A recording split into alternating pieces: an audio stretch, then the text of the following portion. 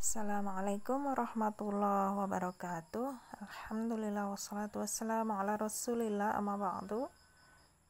Hari ini kita akan belajar tentang dasar dari ilmu tafsir atau namanya usul fi tafsir ya, yang ditulis oleh Syekh Muhammad bin Shalih Al-Utsaimin. Di sini alhamdulillah ada terjemah PDF-nya ya, jadi kita bisa tanpa membeli terjemah berbentuk buku ya, kita cukup pakai PDF bisa ya. Di sini kita lihat daftar isinya apa aja. Yang pertama adalah definisi Al-Qur'an, ayat Al-Qur'an yang pertama kali turun, lalu turunnya Al-Qur'an itu ibtidai atau sababi. Sababi itu maksudnya asbabun nuzul gitu ya, ataukah dia nggak punya asbabun nuzul ayat tersebut. Lalu yang nomor 4 dia ayat makkiyah atau madaniyah, nanti ada penggolongannya. Lalu nomor 5 itu hikmah turunnya Al-Qur'an secara berangsur-angsur. Lalu nomor 6 yaitu tartib Al-Qur'an, maksudnya penulisan urutan ayat dan suratnya, namanya tartib Al-Qur'annya bagaimana, nanti dibahas di sini. Lalu nomor 7 penulisan Al-Qur'an dan kodifikasinya dari zaman Nabi, lalu zaman Abu Bakar, lalu zaman Utsman bin Affan ya.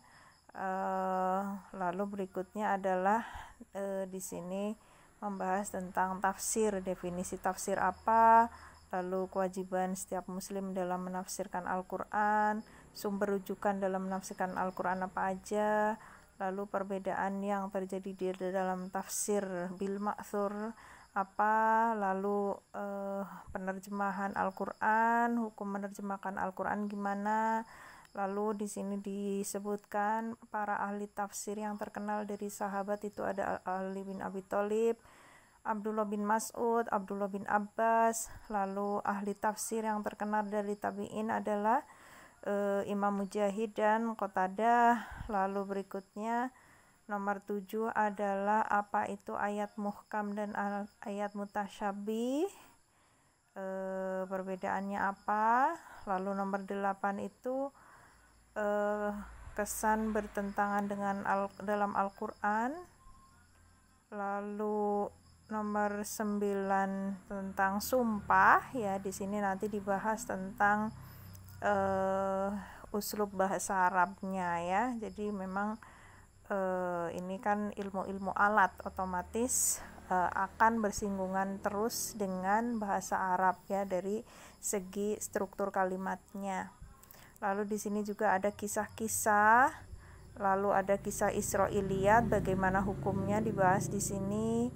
Lalu tentang nomor 12 itu tentang domir ya. Jadi domir itu kata ganti, huwa, huma, hum. Nanti misalnya kata tersebut itu domirnya merujuk ke maf'ul bih atau ke fa'il gitu ya. Nah ini tentunya berhubungan dengan bahasa Arabnya karena akan mempengaruhi terjemah Al-Qur'annya dan tafsirnya. Ya inilah yang dimaksud dengan usul fi tafsir atau ilmu alat dalam ilmu tafsir yang harus kita kuasai, yaitu usul dasar dulu ya, usul tafsir dasar. Adapun nanti kalau sudah S2 ya, itu nanti ada namanya ulumul Quran ya. Jadi materi atau madah atau pelajaran ulumul Quran itu seperti ini, cuman lebih detail lagi ya. Daftar isinya lebih detail, dibahas juga makkiyah madaniyah gitu kan. Cuman dia pembahasannya akan lebih luas, lebih tebal pembahasannya, lebih detail. Ini kan hanya 141 halaman ya. Ya, kita mulai bahas yang pertama dari pengantar penerjemah dulu ya. Segala puji bagi Allah dan semoga sholawat serta salam terlimpah untuk Rasulnya, keluarganya, dan para sahabatnya. Ini adalah buku ringkas tentang dasar ilmu tafsir yang disusun oleh Al-Allamah Ibnu Utsaimin yang dikenal sebagai ulama Rabbani yang dalam keilmuannya dan ringkas serta padat dalam berkarya.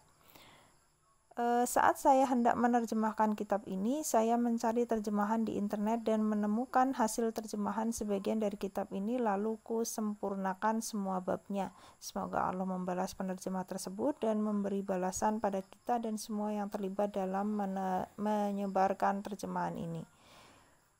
Ya, ini pengantar penerjemah oleh Nor Kandir ya. Nah, lalu kita lihat mukaddimahnya. Sesungguhnya segala puji bagi Allah, kami memujinya, meminta pertolongan kepadanya dan meminta ampun kepadanya, dan kami berlindung dari kejahatan diri kami dan kejelekan perbuatan kami. Siapa yang Allah berikan petunjuk, maka tidak ada yang bisa menyesatkannya, dan siapa yang Allah sesatkan, maka tidak ada yang bisa memberi petunjuk untuknya. Aku bersaksi bahwa tidak ada sesembahan yang hak kecuali Allah, tidak ada sekutu baginya, dan aku bersaksi bahwa Muhammad adalah hamba dan utusannya. Salawat serta salam semoga tercurahkan kepada Rasulullah, keluarga, para sahabatnya, dan orang-orang yang mengikuti mereka dengan baik. Amma ba'du. Di antara perkara terpenting dalam mempelajari setiap bidang ilmu adalah seorang mempelajari ilmu itu dari usulnya atau dari dasarnya, yaitu hal pokok yang sangat mendasar dari ilmu itu. Ya, jadi ini yang terpenting adalah hal pokoknya dulu, karena hal ini akan sangat membantu dalam memahami dan mentakhrij atau mengeluarkan ilmu itu secara benar berdasarkan usul atau pokok tersebut, sehingga ilmu yang diperoleh dibangun di atas landasan yang kuat dan sandaran yang kokoh. Pepatah mengatakan, man hurimal usul hurimal wusul. Barang siapa yang meninggalkan usul atau pokok, ia tidak akan sampai pada tujuan. Di antara bidang ilmu yang paling agung, bahkan yang paling agung dan paling mulia adalah ilmu tafsir, yang merupakan penjelas makna kalam Allah Subhanahu wa taala, Allah Azza wa Jalla. Para ulama telah meletakkan dasar-dasar ilmu tafsir sebagaimana mereka telah melakukannya dalam ilmu hadis dan ilmu fikih. Saya menulis ilmu tafsir ini sebagai buku pegangan para mahasiswa Universitas Imam Muhammad bin Saud Al-Islamiyah. Ya, saya menulis ilmu tafsir ini sebagai pegangan para mahasiswa di S1 Universitas Imam Muhammad bin Saud Al-Islamiyah, kalau di Indonesia Lipia ya. Kemudian ada orang yang meminta agar saya menulis risalah ini secara terpisah dalam sebuah buku sehingga lebih mudah disajikan dengan bahasan yang lengkap. Maka saya pun mengabulkan permintaan itu. Saya memohon pada Allah agar Dia memberikan manfaat atas risalah saya ini. Secara ringkas, isi buku ini adalah sebagai berikut, yaitu Al-Quranul Karim. 1. Kapan permulaan turunnya Al-Quran kepada Nabi Muhammad SAW dan siapa malaikat yang membawa wahyu kepada beliau? 2. Ayat Al-Quran yang pertama kali diturunkan itu ayat apa? 3. Turunnya Al-Quran ada 2 macam, sababi dan ibtidai. 4. Ayat Al-Quran ada yang makkiyah, ada yang madaniyah. Penjelasan tentang hikmah diturunkannya Al-Quran secara berangsur-angsur dan urutan dalam Al-Quran. Lalu nomor 5, penulisan Al-Quran dan pemeliharaannya pada masa Nabi. 6. Pengumpulan Al-Quran pada masa Abu Bakar dan Utsman. Lalu materi tafsirnya adalah makna tafsir secara bahasa dan istilah, penjelasan tentang hukumnya dan manfaat ilmu tafsir. 2. Kewajiban bagi seorang muslim dalam mentafsirkan Al-Quran. 3. Sumber rujukan dalam menafsirkan Al-Quran adalah sebagai berikut. A. Kalamullah Al-Quran, yaitu berfungsi sebagai penafsir Al-Quran dengan Al-Quran. B. Sunnah Rasul SAW, karena Rasul SAW adalah penyampai risalah dari Allah dan orang yang paling mengetahui makna dan maksud firman Allah yang disebutkan dalam kitabnya. Ya, tentu sumber rujukannya yang pertama Kalamullah Al-Quran, sunnah maksudnya hadis. Lalu yang C, perkataan sahabat radhiyallahu anhum, terutama sahabat yang memiliki ilmu dan perhatian dalam tafsir karena Al-Quran turun dengan bahasa dan di masa mereka ya. Jadi sahabat yang memiliki ilmu dan perhatian dalam tafsir Al-Quran. Lalu yang D, perkataan para kibar tabi'in, yaitu tabi'in senior yang perhatian mengambil tafsir dari para sahabat radhiyallahu anhum. Lalu yang tuntutan kata-kata berupa makna menurut syariat atau bahasa sesuai konteks kalimat. Jika makna syar'i dan makna lugawi atau bahasa berbeda, maka yang diambil adalah makna syar'i, kecuali bila ada dalil yang lebih menguatkan makna lugawi. 4, yaitu tentang ikhtilaf atau perbedaan yang terdapat dalam tafsir yang ma'thur atau nukilan dari riwayat. Ya, tafsir bil ma'thur adalah asar, dari kata asar ya. Dia tafsir yang sahih yang ada riwayatnya. Lalu nomor 5 adalah penerjemahan Al-Quran, meliputi definisi, pembagian, dan hukum setiap bagiannya. Nomor 6, biografi singkat 5 orang yang terkenal dalam bidang tafsir, diantaranya 3 sahabat dan 2 tabi'in. Ya, tadi udah disebutkan di daftar isi ya. Ini hanya pengulangan karena ternyata mukaddimahnya mengandung daftar isi tersebut. 7. Pembagian Al-Quran dari sisi muhkam atau jelas dan mutasyabih atau samar. A. Sikap orang-orang yang kokoh ilmunya atau ar-rasikhuna fil ilmi, dan sikap orang-orang yang condong pada kesesatan atau fi qulubihim zayg terhadap ayat-ayat mutasyabihat. Lalu yang B yaitu ayat-ayat mutasyabihat ada 2 macam, yaitu hakiki dan nisbi. Lalu yang C, hikmah dibalik ayat muhkam dan mutasyabih dalam Al-Quran. Nomor 8, anggapan adanya pertentangan dalam ayat Al-Quran beserta jawaban dan contohnya. 9, al-qasam atau sumpah, definisi, alat, dan faedahnya. Lalu nomor 10, al-qasas atau kisah, yaitu definisi, tujuan, hikmah dibalik pengulangan dan perbedaan panjang pendeknya cerita, serta penggunaan metode dalam cerita. Ya, karena di Al-Quran itu banyak kisah-kisah. Ya, ada kisah Nabi Lut, Nabi Syu'aib, Nabi Yusuf, dan sebagainya. Nomor 11, cerita Israiliyat yang disisipkan di dalam penafsiran Al-Quran dan sikap ulama terhadapnya.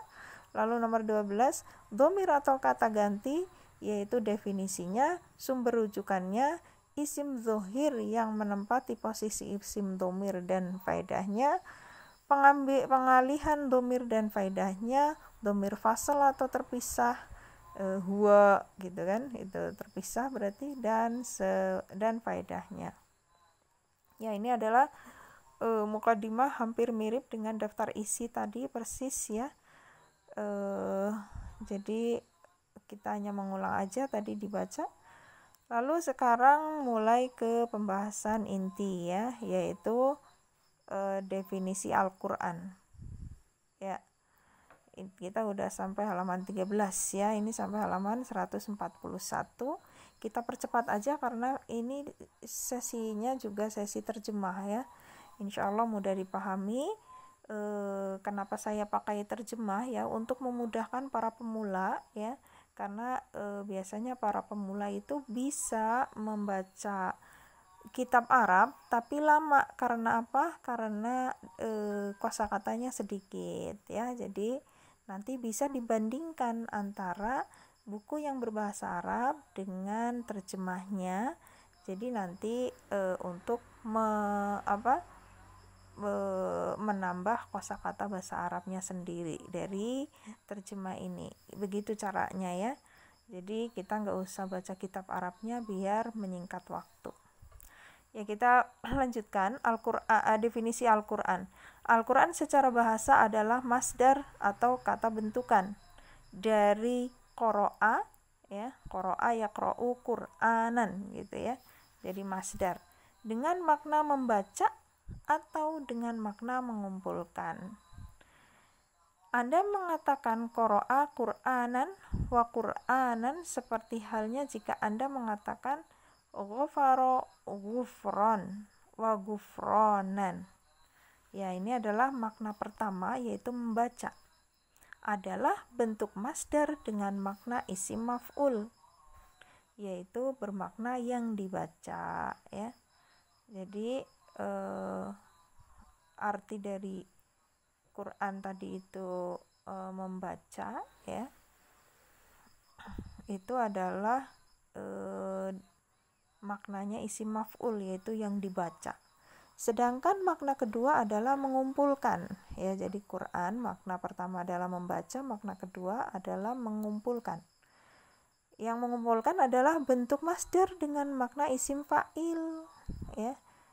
Fa'il itu pelaku, ya. Kalau maf'ul tadi objek, ya. Makanya isim maf'ul itu yang dibaca, ya. Adapun isim fa'il itu dia pelaku yang ya, yaitu bermakna penghimpun, karena menghimpun kabar-kabar dan hukum-hukum. Ya, ini makna Quran ada dua, ya. Bisa maknanya membaca sebagai isim maf'ul di situ, atau yang kedua maknanya mengumpulkan sebagai isim fa'il, ya. Lalu secara istilah, Al-Quran adalah firman Allah yang diturunkan kepada Rasulnya dan penutup para nabinya, yaitu Muhammad SAW, dimulai dengan surat Al-Fatihah dan diakhiri dengan surat An-Nas. Allah Ta'ala berfirman, Inna nahnu nazzalna 'alaikal Qur'ana tanzilan. Sesungguhnya kami telah menurunkan Al-Quran kepadamu, hai Muhammad, dengan berangsur-angsur. Ya, yaitu dimulai surat Al-Fatihah, diakhiri An-Nas di situ, ya. Jadi diturunkan dengan bertahap atau berangsur-angsur, ya. Ya, tanzilan di situ. Catatan kaki nomor 1 di situ dimungkinkan juga dengan makna isim maf'ul, yaitu yang dikumpulkan, karena dia Al-Quran dikumpulkan dalam lembaran dan hati manusia. Ya, ini tadi catatan kaki nomor 1 tentang yang artinya mengumpulkan bisa juga isim maf'ul, gitu, ya, atau objek, yaitu yang dikumpulkan. Ya, ini makna dari Al-Quran. Lalu berikutnya, Inna anzalnahu Qur'anan Arabiyyan la'allakum taqilun. Sesungguhnya kami menurunkannya berupa Al-Quran dengan berbahasa Arab, yang Arabiyan, agar kamu memahaminya. La'allakum taqilun. Yusuf ayat 2. Allah benar-benar melindungi Al-Quran yang agung dari perubahan, tambahan, pengurangan, dan penggantian.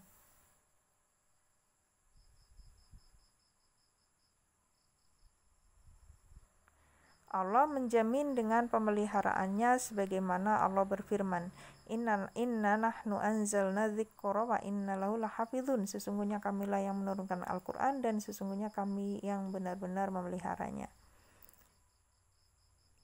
Ya, ini dalil-dalilnya, ya. Allah benar-benar melindungi Al-Quran, ya. Lalu berikutnya, oleh karena itu telah berlaku pada banyak masa tidak ada seorang pun dari orang-orang yang memusuhi Al-Quran mencoba untuk melakukan perubahan dalam Al-Quran atau menambah atau mengurangi atau mengganti, kecuali Allah membongkar aibnya dan membuka kejelekan-kejelekan perkaranya. Allah mensifati Al-Quran dengan sifat yang banyak. Hal ini menunjukkan kepada keagungannya, barokahnya, pengaruhnya, dan kandungannya. Al-Quran adalah sebagai hakim bagi segala yang datang sebelumnya dari kitab yang diturunkan Allah. Allah Ta'ala berfirman, Walaqad ataina sab'an minal mathani wal Qur'anal azim. Dan sesungguhnya kami telah berikan kepadamu 7 ayat yang dibaca berulang-ulang dan Al-Quran yang agung. Al-Hijr 87. Wal Qur'anil Majid, demi Al-Quran yang sangat mulia. Allah juga berfirman, Kitabun anzalnahu ilaika mubarakun liyadabbaru ayatihi waliyatadzakkaru ulul albab. Ini adalah sebuah kitab yang kami turunkan kepadamu dengan penuh berkah, supaya mereka memperhatikan ayat-ayatnya dan supaya mendapat pelajaran orang yang punya akal. Surat Shad ayat 29. Ya, ini dalil-dalil, ya, tentang Al-Quran itu dijaga oleh Allah.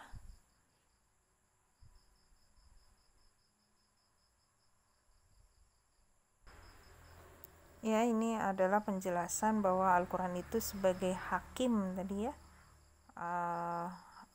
bagi segala yang datang sebelumnya dari kitab-kitab yang diturunkan Allah, ya.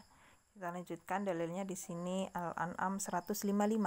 Wa hadza kitabun anzalnahu mubarakun fattabi'uhu wattaqu la'allakum turhamun. Dan ini adalah kitab yang kami turunkan yang diberkati, maka ikutilah dia dan bertakwalah agar kamu diberi rahmat. Lalu innahu laqur'anun karim. Sesungguhnya Al-Qur'an adalah bacaan yang sangat mulia. Al-Waqiah 77. Lalu inna hadzal qur'ana yahdi lillati hiya aqwam. Sesungguhnya Al-Qur'an ini memberikan petunjuk kepada jalan yang lebih lurus. Dan Allah juga berfirman di surat Al-Hasyr, kalau sekiranya kami turunkan Al-Qur'an ini kepada gunung, pasti kamu akan melihat tunduk terpecah-pecah belah disebabkan ketakutannya kepada Allah, dan perumpamaan itu kami buat untuk manusia supaya mereka berpikir. Law anzalna hadzal qur'ana ala jabalin la ra'aitahu khashi'a, yaitu Al-Hasyr. Lalu berikutnya surat At-Taubah, ya saya nggak bacakan ayatnya biar singkat ya. Dan apabila diturunkan suatu surat, maka di antara mereka orang munafik ada yang berkata, siapakah di antara kamu yang bertambah imannya dengan turunnya surat ini? Adapun orang yang beriman, maka surat ini menambah imannya dan mereka merasa gembira. Dan adapun orang yang di dalam hati mereka ada penyakit, maka dengan surat itu bertambah kekafiran mereka di samping kekafirannya yang telah ada, dan mereka mati dalam keadaan kafir. Ya, wa idza ma unzilat suratun faminhum may yaqulu ayyukum zadathu hadhihi imana, ya Taubah ya. Lalu berikutnya wa uhiya ilayya hadzal qur'anu li unzirakum bihi wa man balagh. Dan Al-Qur'an ini diwahyukan kepadaku supaya dengan dia akan memberi peringatan kepadamu dan kepada orang yang sampai Al-Qur'an kepadanya. Al-An'am 19. Lalu berikutnya Al-Furqan 52, maka janganlah kamu mengikuti orang kafir dan berjihadlah terhadap mereka dengan Al-Quran dengan jihad yang besar. Ya, ini ayat-ayat yang menyebutkan tentang keutamaan Al-Quran ya. Lalu berikutnya An-Nahl 89, dan kami turunkan kepadamu Alkitab Al-Quran untuk menjelaskan segala sesuatu dan petunjuk serta rahmat dan kabar gembira bagi yang berserah diri. Lalu berikutnya Al-Maidah 48. Dan kami telah turunkan kepadamu Al-Quran dengan memberi kebenaran, membenarkan apa yang sebelumnya, yaitu kitab yang diturunkan sebelumnya, dan batu ujian terhadap kitab yang lain itu, maka putuskanlah perkara mereka menurut apa yang Allah turunkan. Al-Quranul Karim adalah sumber dari syariat Islam yang Nabi Muhammad SAW diutus dengannya kepada seluruh manusia. Dalilnya adalah tabarakalladzi nazzalal furqana ala 'abdihi liyakuna lil 'alamin nadhira, ya. Maha suci Allah yang telah menurunkan Al-Qur'an. Al-Furqan itu adalah Al-Qur'an ya, kepada hambanya agar dia memberi peringatan kepada seluruh alam. Ya, ini dalil apa? Al-Qur'an sebagai sumber dari syariat Islam. Dalil yang lain adalah surat Ibrahim ayat 1-2, bisa dibaca sendiri. Lalu An-Nisa, ini untuk yang An-Nisa ayat 80 adalah tentang sunnah Nabi SAW adalah sumber syariat ya. Jadi dalilnya adalah An-Nisa 80 tentang hadis ya, atau sunnah Nabi adalah sumber syariat, yaitu mayyuti rasul faqad ata Allah wa man tawalla fama arsalnaka alaihim hafidhu, ya. Barang siapa yang mentaati Rasul, sesungguhnya ia telah mentaati Allah, gitu ya. Lalu mama yasillah wa rasulahu, barang siapa yang mendurkai Allah dan Rasulnya, maka sungguh dia telah sesat dengan kesesatan yang nyata. Al-Ahzab 36. Lalu Al-Hasyr di situ ya, wa ma atakumur rasulu, apa yang diberikan Rasul kepadamu maka terimalah, fakhudhuhu. Lalu berikutnya Al-Imran 31, masih tentang dalil hadis atau sunnah Nabi sebagai sumber hukum ya, yaitu qul in kuntum tuhibbunallaha fattabi'uni, ya. Jika kamu benar-benar mencintai Allah, ikutilah aku siapa? Aku Rasul ya. Ya, berikutnya adalah ayat Al-Quran yang pertama kali turun. Ya, ini udah judul baru ya. Ayat Al-Quran yang pertama kali turun. Ayat Al-Quran yang pertama kali turun secara mutlak adalah potongan 5 ayat pertama dalam surat Al-Alaq, yaitu Iqra bismi rabbikal ladzi khalaq sampai 'allamal insana ma lam ya'lam. Ya, ini materi yang dasar ya, sudah pada tahu dari SD ya, materi SD ini. Tapi tetap dibahas di sini ya, karena pokok ya atau dasar dari ilmu tafsir. Setelah itu wahyu terhenti beberapa lama ya. Jadi setelah turunnya surat Al-Alaq ini, lalu wahyu terhenti ya. Kemudian turunlah 5 ayat pertama surat Al-Mudassir itu ya. Jadi setelah Al-Alaq terus wahyu berhenti, enggak turun ya setelah beberapa lama, lalu turun lagi yaitu surat Al-Mudassir ya. Al-Mudassir ayat 1 sampai 5 ya. Di dalam Sahihain yaitu Bukhari dan Muslim ya. Sahihain itu 2 kitab sahih, namanya Sahihain ya, yaitu Bukhari dan Muslim dari Aisyah radhiyallahu anha tentang permulaan turunnya wahyu. Dia berkata ya, jadi dalil bahwa surat yang pertama turun adalah Al-Alaq, yaitu diriwayatkan di Bukhari dan Muslim dari Aisyah di sini ya. Aisyah berkata, sampai datang kepada beliau Rasulullah al-Haq atau wahyu, sementara itu beliau berada di Gua Hiro. Lalu datanglah malaikat Jibril.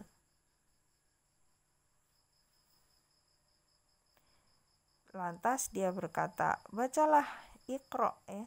Maka Rasul berkata, aku tidak bisa membaca. Lalu Aisyah melanjutkan hadis, dan di dalam hadis tersebut kemudian beliau membaca Iqra bismi rabbikal ladzi khalaq. Ya, di dalam Sahihain pula terdapat hadis yang diriwayatkan oleh sahabat Jabir radhiyallahu anhu bahwa Nabi sallallahu alaihi wasallam bersabda menceritakan tentang terhentinya wahyu ya. Jadi untuk yang terhentinya wahyu dalilnya adalah hadis dari sahabat Jabir. Ya, di sini ketika aku sedang berjalan, tiba-tiba aku mendengar suara dari langit.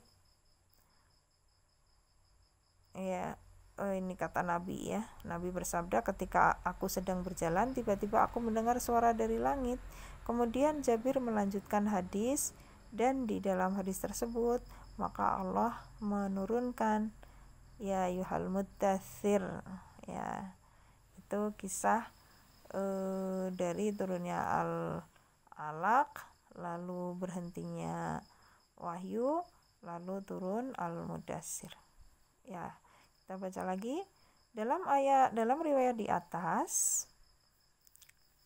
disebut sebagai ayat yang pertama kali turun. Yang dimaksud pertama kali turun di sini adalah pertama kali turun ditinjau dari sisi tertentu, sehingga ia turun terkait dengan hal tertentu. Sebagai contoh hadis Jabir di dalam Sahihain, ketika Abu Salamah bin Abdurrahman bertanya kepadanya, ayat manakah yang turun pertama kali dari Al-Quran? Jabir menjawab, Al-Mudassir. Lalu Abu Salamah berkata, aku telah diberitahu bahwa ayat yang pertama kali turun itu adalah Al-Alaq. Maka Jabir mengatakan, tidaklah aku kabarkan kepadamu kecuali apa yang telah dikatakan oleh Rasul Shallallahu Alaihi Wasallam. Aku beritikaf di Gua Hiro, tatkala aku telah menyelesaikannya maka turunlah. Lalu beliau Jabir melanjutkan hadis. Di dalam hadis tersebut, maka aku mendatangi Khadijah. Aku pun berkata kepadanya, selimuti aku, guyurlah aku dengan air dingin, dan turunlah ayat kepadaku Al-Mudassir.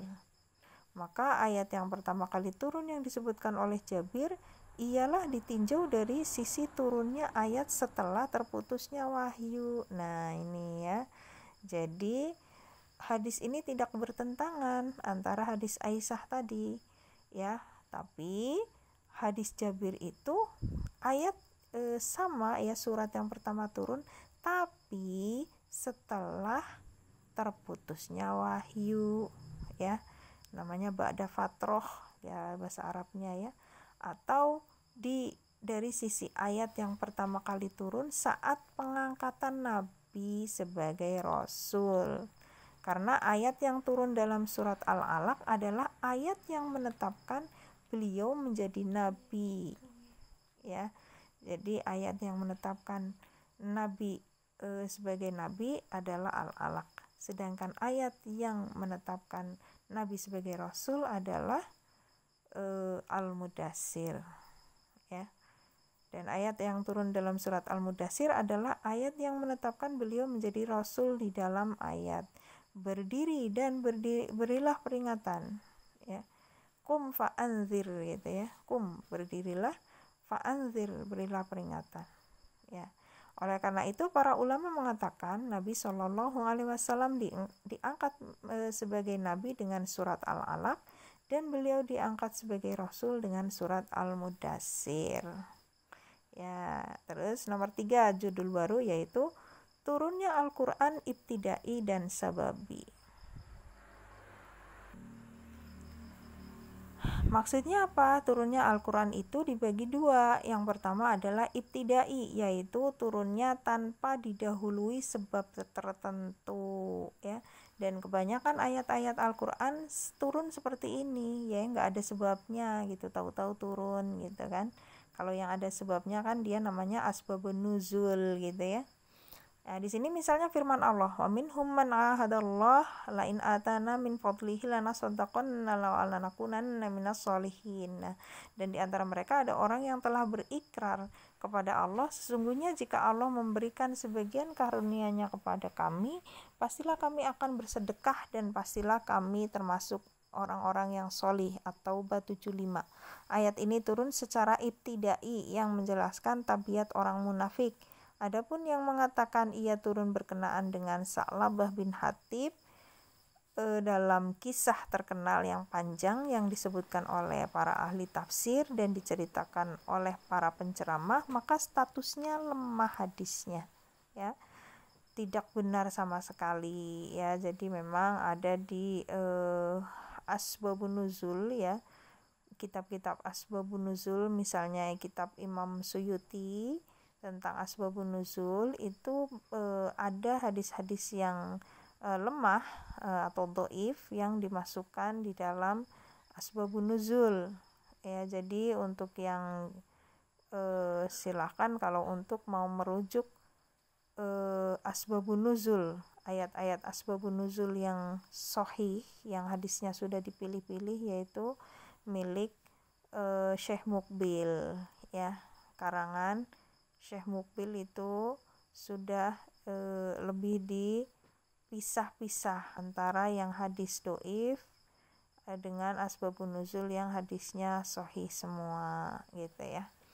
Jadi kalau Asbabun Nuzul yang Imam Suyuti yang saya ada rekamannya itu ada hadis-hadis yang dhaif yang dimasukkan di situ, ya. Makanya lebih banyak isi atau ayat-ayat Al-Qur'annya yang dibahas di situ lebih banyak karena ada riwayat-riwayat yang kurang sahih atau hadisnya lemah gitu ya. Lalu berikutnya yaitu yang kedua yaitu sababi, ya. Al-Qur'an turun dengan sababi atau asbabun nuzul namanya, ya. Yaitu turunnya didahului oleh sebab tertentu. Sebab-sebab tersebut adalah: 1. Ada kalanya berupa pertanyaan yang dijawab langsung oleh Allah seperti firman-Nya, yas'alunaka 'anil ahillah qul hiya mawaqitu lin-nasi wal hajj. Ya, di situ mereka bertanya kepadamu tentang bulan sabit atau hilal. Katakanlah bulan sabit itu adalah tanda waktu bagi manusia dan bagi ibadah haji, ya.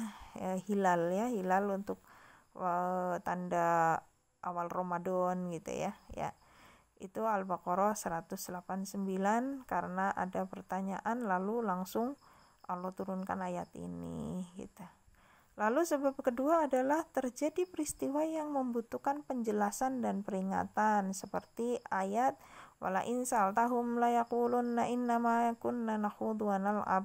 Ya, kita lihat Terjemahnya, dan jika kamu bertanya kepada mereka orang munafik, pasti mereka menjawab, kami hanya bercanda dan bermain-main. Katakanlah, apakah dengan Allah, ayat-ayatnya dan Rasulnya kamu selalu berolok-olok?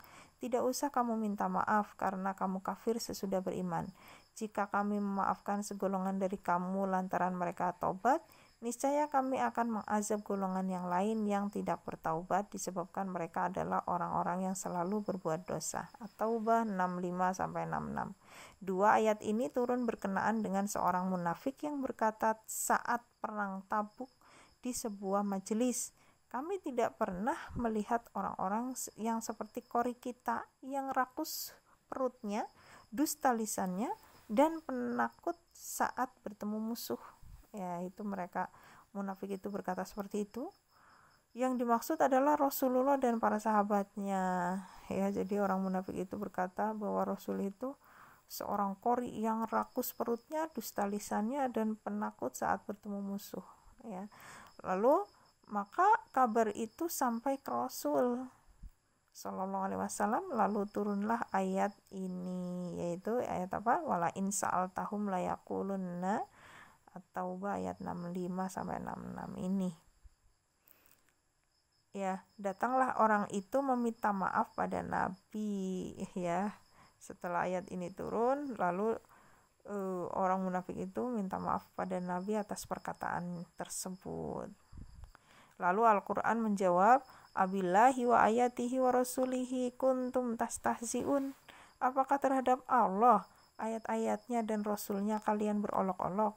La ta'tadhiru qad kafartum ba'da imanikum. Tidak perlu minta maaf, kalian sudah kafir setelah beriman. At-Taubah 65. Ya, jadi dilanjutkan dengan ayat 65 di situ. Lalu nomor 3, asbabun nuzulnya adalah sebabnya adalah terjadi peristiwa yang membutuhkan penjelasan hukumnya.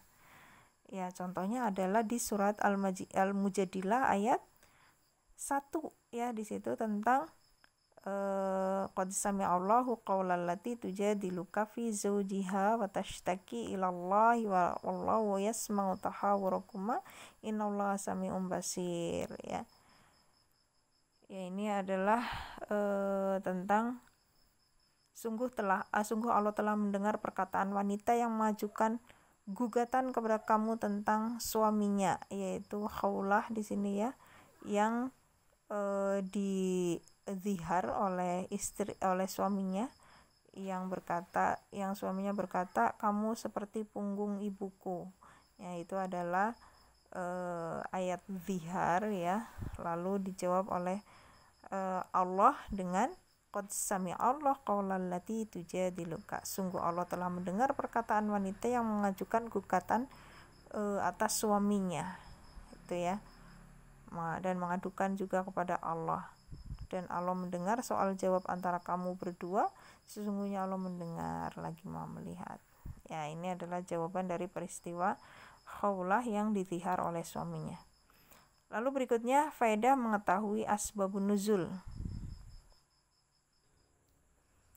Ya, kita lanjutkan faedah mengetahui asbabun nuzul, yaitu sangat penting sekali karena mengandung banyak faedah, yaitu 1. Menjelaskan bahwa Al-Quran turun dari Allah karena Nabi SAW kadang ditanya sesuatu lalu diam, tidak menjawab hingga turun wahyu, atau ketidakjelasan perkara yang terjadi lalu turun wahyu yang menjelaskannya.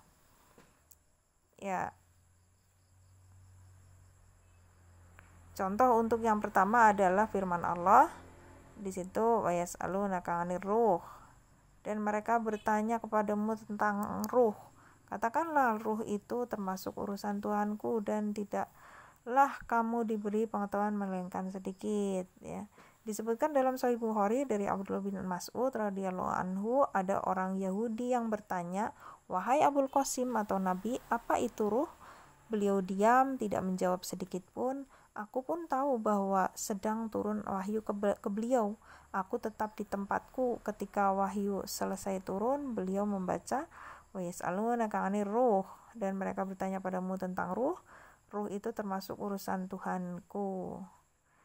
Ya, lalu berikutnya contoh untuk kasus kedua adalah firman Allah yaquluna la irja'na la ilal madinati la yukhrijanna, ya sesungguhnya jika kita telah kembali ke Madinah, benar-benar orang yang kuat akan mengusir orang-orang yang lemah darinya.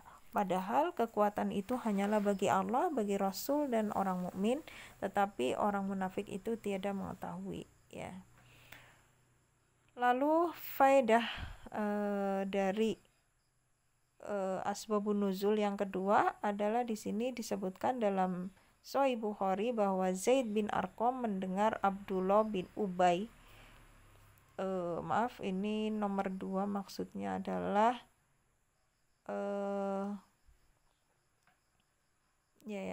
nomor 2 adalah faedahnya, ya. Faedah kedua adalah di sini Abdullah bin Ubay, sang penghulu orang munafik, ya, atau pemimpin orang munafik, mengatakan itu yang dia maksud dengan orang kuat adalah dirinya.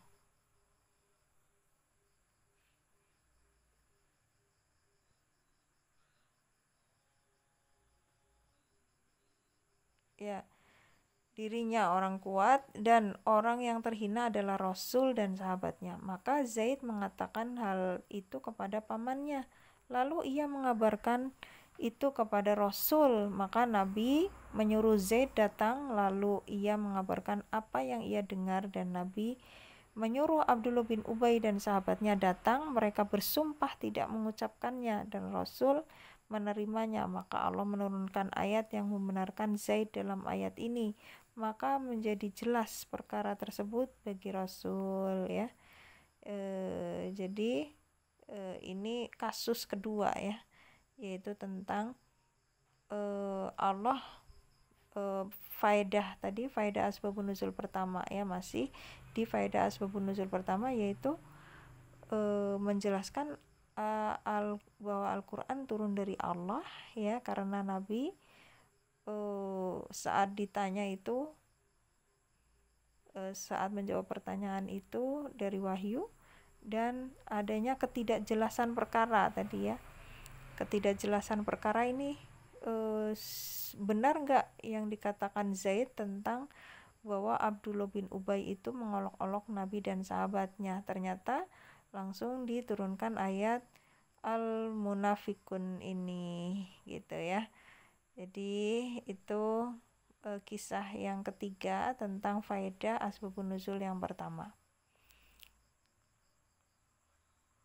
Lalu berikutnya adalah nomor 3, menjelaskan perhatian Allah kepada Rasulnya dalam membelanya. Ya, jadi ini faedah asbabun nuzul ketiga, ya. Yang kedua berarti tadi, ya, tentang kisah Zaid dengan Abdullah bin Ubay, ya. Ya, yang faedah ketiga adalah menjelaskan perhatian Allah pada Rasulnya dalam membelanya, yaitu Al-Furqan ayat 32, di situ dalilnya. Berkatalah orang kafir, mengapa Al-Quran itu tidak diturunkan kepadanya sekali turun saja, gitu, ya. Demikianlah supaya kami perkuat hatimu dengannya, hati Muhammad, ya, dan kami membacakannya secara tartil, ya. Begitu pula ayat-ayat tentang cerita bohong Aisyah selingkuh, ya, di surat An-Nur.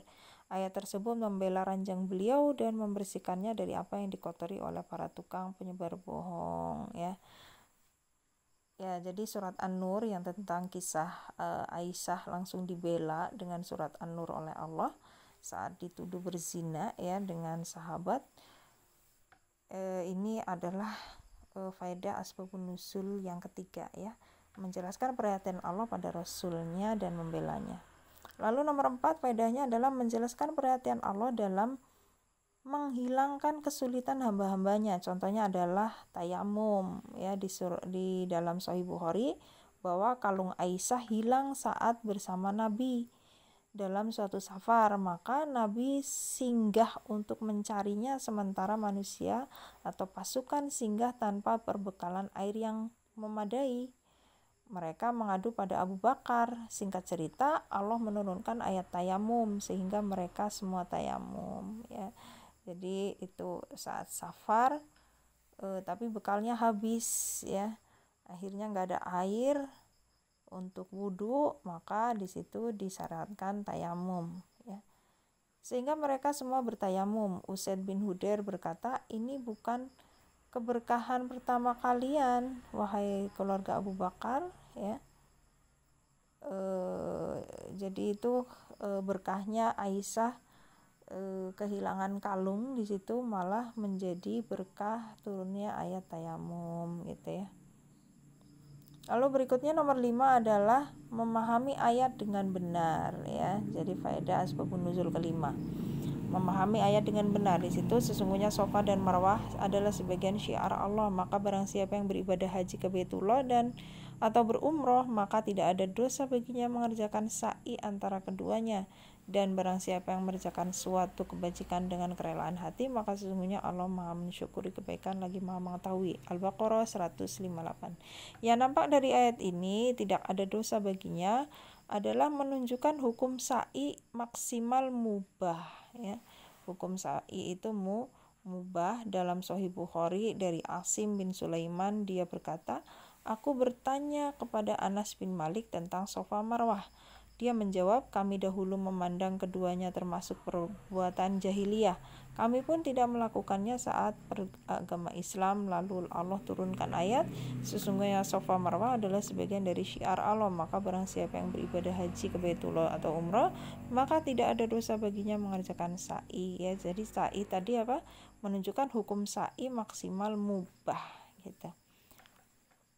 Dari sini kita tahu bahwa maksud tidak ada dosa bukan menjelaskan asal hukum sa'i, tetapi menjelaskan peniadaan tindakan mereka tidak melakukan sa'i karena menganggap perkara jahiliyah. Jadi hukum sa'i sendiri dijelaskan dalam firman-Nya, ia termasuk syiar Allah. Ya.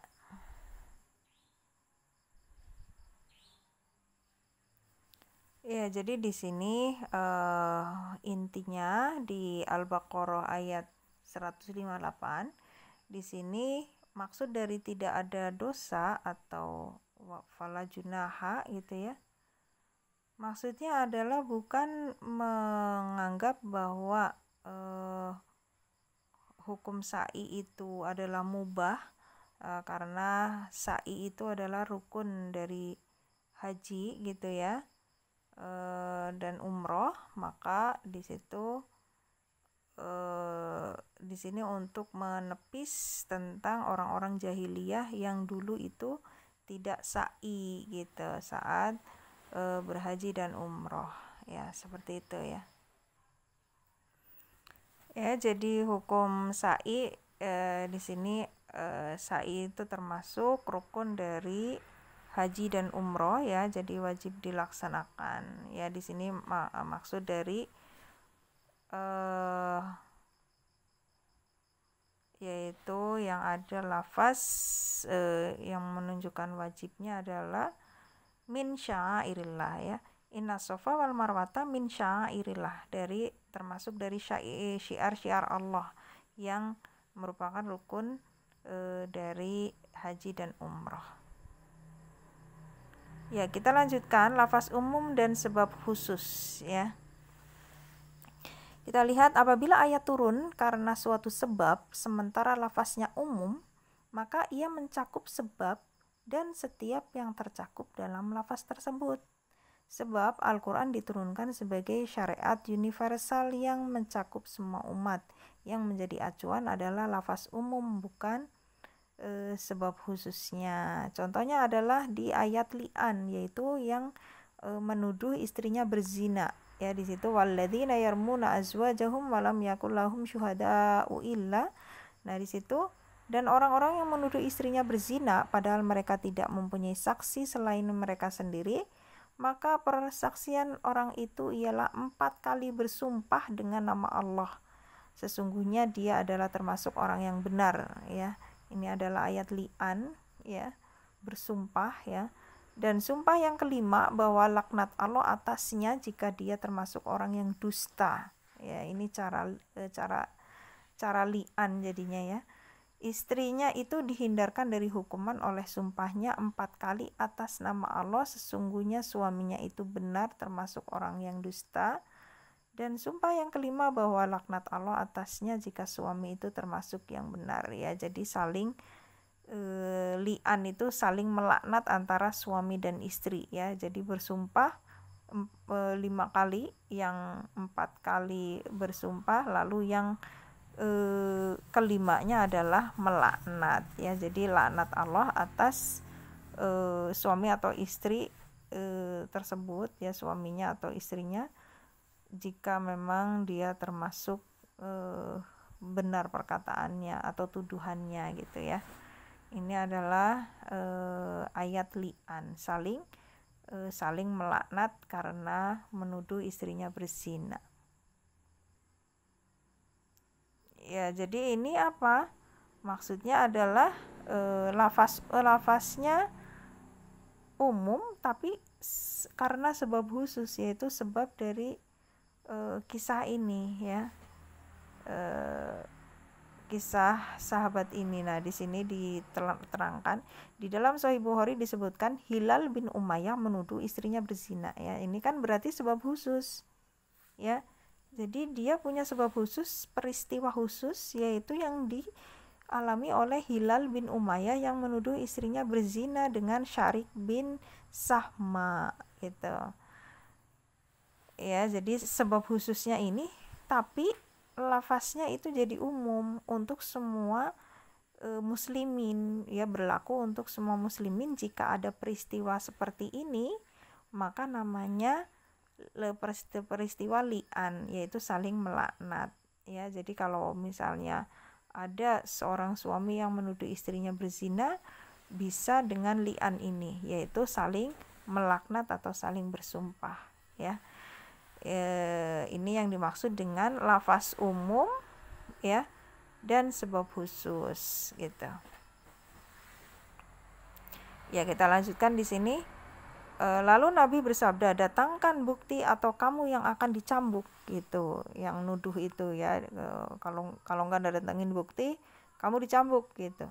Lalu Hilal menjawab, demi zat yang mengutus Anda dengan kebenaran, aku benar-benar dan benar-benar Allah akan menurunkan ayat yang akan membebaskanku dari had ini. Lalu Jibril turun dan menurunkan ayat di atas ya. Jadi dengan sebab peristiwa Hilal bin Umayyah ini, akhirnya turun An-Nur ayat 6-9 ini ya. Ayat ini turun disebabkan tuduhan Hilal kepada istrinya, tapi ayat ini diberlakukan kepada semua orang. Nah, ini ya, ini yang dimaksud dengan judul lafaz umum tapi sebabnya khusus ya. Dengan dalil yang diriwayatkan oleh Al-Bukhari dari Sahal bin Sa'ad radhiyallahu anhu, Uwaimir al-Ajlani mendatangi Nabi lalu berkata, wahai Rasul, jika ada seseorang melihat istrinya bersama lelaki lain lalu membunuhnya sehingga kalian mengkisosnya, atau bagaimana seharusnya ia bersikap? Nabi bersabda, Allah telah menurunkan ayat berkaitan dengan dirimu dan istrimu, maka beliau memerintahkan keduanya saling melaknat seperti yang disebutkan dalam kitabnya. Dia pun melaknat istrinya ya. Ini disebutkan di hadis yang lain ya, yaitu kisah Uwaimir al-Ajlani ya. Dalam hadis ini Nabi menjadikan ayat ini diberlakukan untuk Hilal bin Umayyah dan selain dirinya gitu ya.